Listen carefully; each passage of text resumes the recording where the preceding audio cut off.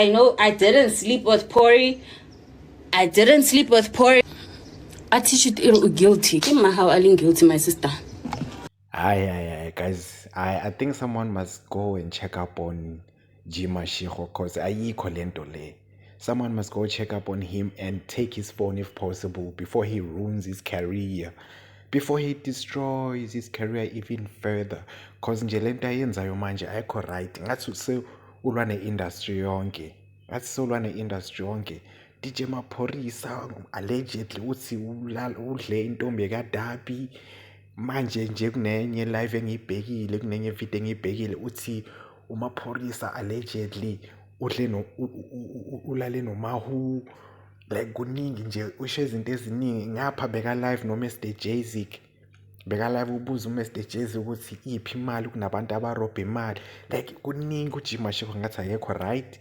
Ngicela nje abantu bayombheka nje, angazi abantu abaclose naye nje, kodwa nje kumele bambheke before ayenza more damage ku-career yakhe. Ngapha u-Too Short Aribiawo naye u-Too Short naye, kanti bamenzeni lo mfana ngempela? Bamenzeni lo mfana? Cause angicabanga ukuthi u-right. Bengeke nje yenze le nto ayenzayo manje, ama-live angapheli a-expose zonke lezi zinto azi-expose-ayo. Asazi ukuthi ezinye zazo iciniso or kanjani, kodwa hayi man, there's a lot going on lana. Like he's been trending for the past 3 days now, if I'm not mistaken, and ngathi akayimiselanga ngokustopha cause ubhizi namanje usahamba ama-live usakhuluma nje izinto eziningi, uthi uya-expose kunama-rituals.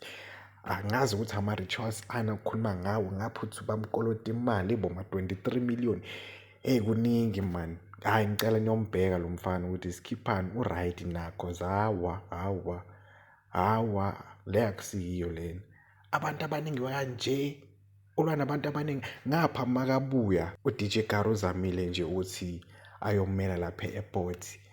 Manje ubhizi uthuka noDJ Karo ukuthi uDJ Karo kanti bekazelana namakhamera. Manje ukhuluma enye inhlamba nje ukuthi uDJ Karo lento aceda ukuyenza hayi mfethu.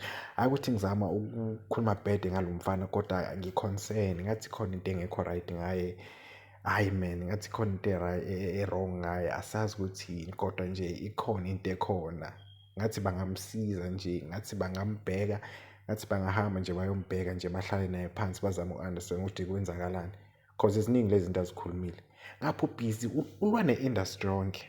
Ngapha bekabhizi nje Youngstana, ukukhuluma no-Youngstana nje.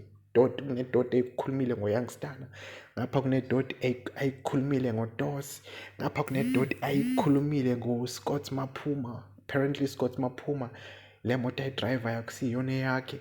Kunedoti futhi eyikhulumile ngoLimac Crazy.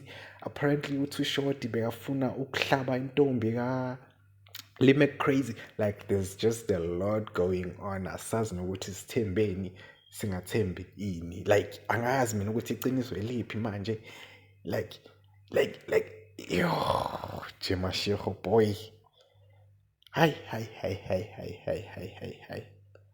yo kuningi bafethu, kuningi.